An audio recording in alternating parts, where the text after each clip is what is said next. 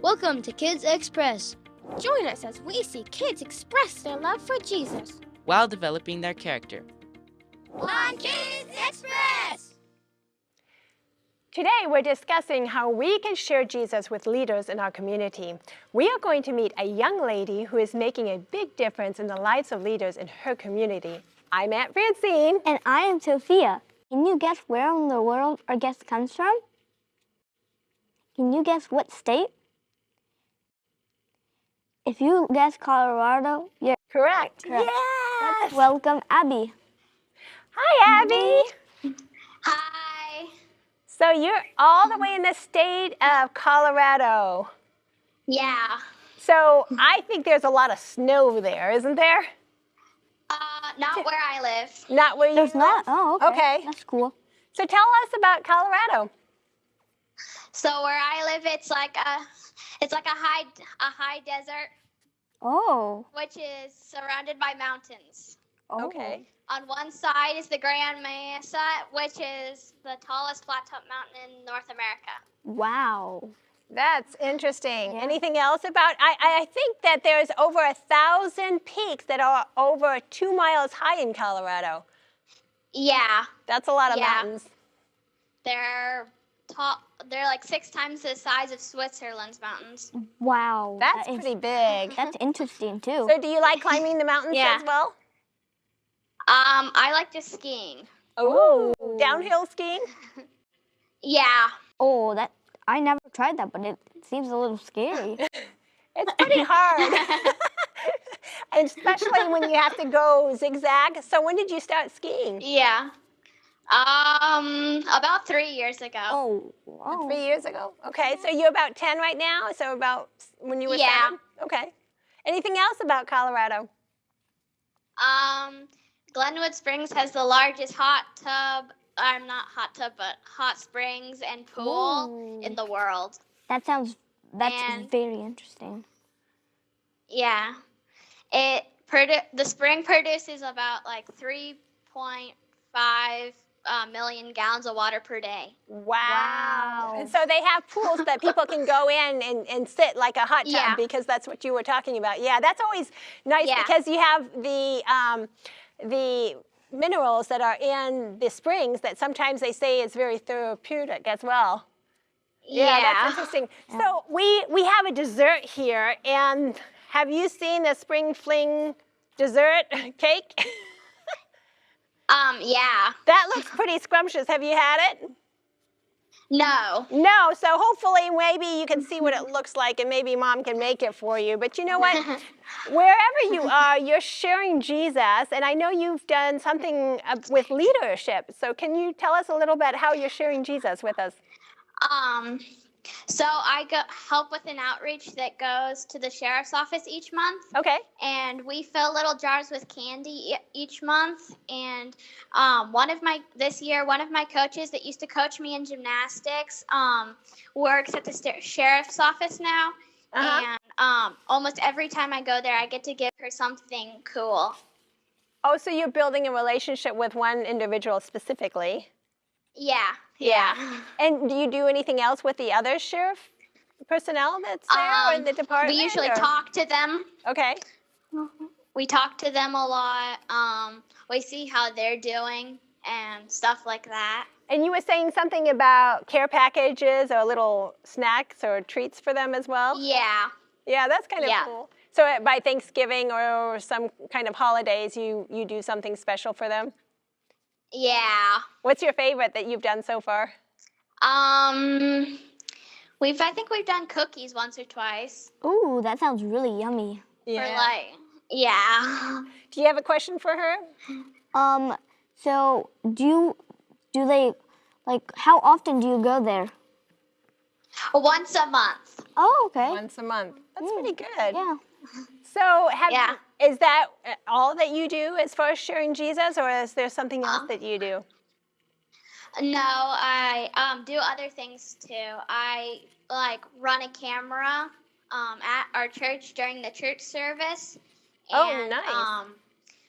Our church is holding an evangelistic series right now, and I help with the registration. Oh, so maybe you'll come here to 3ABN and help out with the camera sometime, right? When we get short-staffed. That would be awesome. Maybe. So yeah, you would get to wear that headset, and that's kind of special. You Yeah. like that? Yeah. Yeah, so they depend on you to do that. So if there was one thing that you feel like Jesus is building your character on, what would that be? I'm getting more comfortable each year talking to people because, like, each year I feel like I'm not as shy as the last one. So, like, I'm learning to help, like, ask people if they need help better. So, yeah. So you're trying to be more sensitive because I remember you at kids camp. I think you were helping out with, I mean, you were part of kids camp. And yes, you were shy then. But yes, you bubbled over and now you're willing to help and encourage other people. That's kind of special. Yeah, do you have a question for her? Do other kids help with like the camera thing that you do at church? Yeah, it's kind of funny because my friends saw me doing it, and they were like, "Oh, I want to do that too." That's good. Yeah. And so I asked them if they wanted to do it, and they were like, "Yes, I want to do it." And so I helped them ask the person who's in charge of all the cameras and stuff, and he said, "Yeah, absolutely, I want their help." Absolutely. You know, young people like you, when you are dedicated and responsible enough that they can trust you with the equipment, that is a big milestone because that means that you've matured and that you can handle these equipment and they can depend on you. So that's something. But even you asking for your friends like that, yes, you've come out of being shy. Now, I'm thinking of some other Bible character. Do you know anybody else in the Bible that was shy? I'm thinking of somebody specifically. It starts with the letter M, Moses. Do you remember Moses? Oh, yes. Yeah, Moses.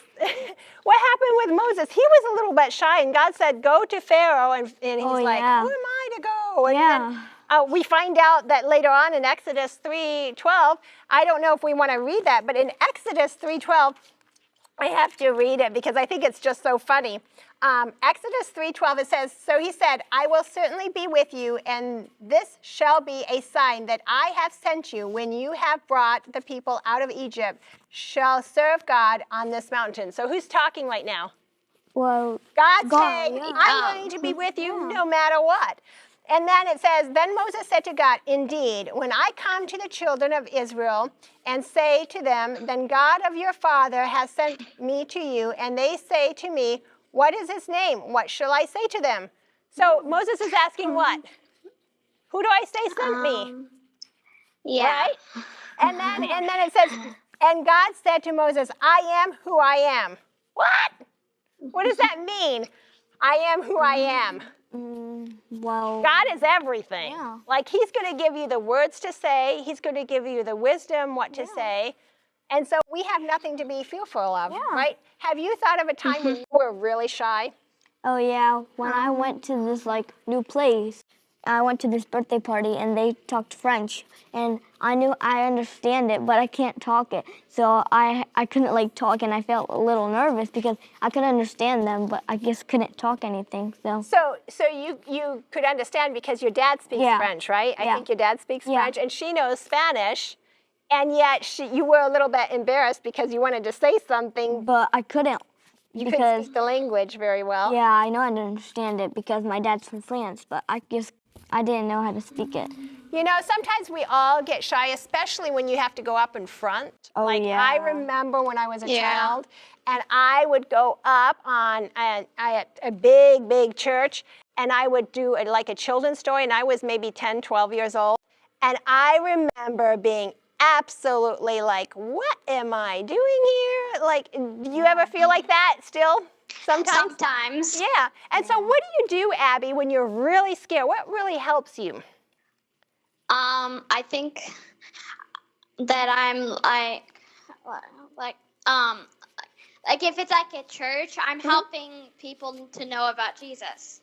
So you tell yourself it's not about me, it's about helping other people. And that is key to be honest with you, because when you focus on when you have to do something for somebody else, then it's not on you, it's God living through you, right? Now, I have to practice that because sometimes I still get nervous on stage or like on, you know, when we're doing a program like that, I get nervous. Can you believe it? Yeah, you can tell. But you know what? How do we build our confidence? How can we build our confidence? What else do you have to do when you think about other people? That's good. But what else can we do and build confidence in other people if they're shy? Because you might recognize it now. Well, if they're shy, then you can just tell them, you can like tell them that God is with you and it's okay to mess up because they just want to like listen to you or whatever you're doing. And maybe they're sensitive because they can feel how you feel. Yeah. So have you tried anything too, Abby? Just say stuff just to encourage them? Yeah. Yeah. And it's just giving a compliment and smiling, right? Because if you're looking down or something like that, it's not as friendly as if you're looking at the person, smiling at them. And you know, you can even say, hi, I'm Aunt Francine, and give a hand or ask open-ended question like, how are you playing this game? I don't know how to play this game. Just asking things like that would be helpful, right? So like, and you were asking some questions. You know, God wants us to be able to witness to other people. And do we have something to be afraid of? No. No. Really, we don't have anything to be afraid of because God is always going to be with us. And we know that. And he is going to be, no matter where we are, God is with us. Yeah. And he will give us the words to speak.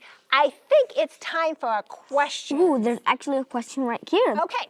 This question comes from Melanie in Florida, and she wants to know, do pets go to heaven?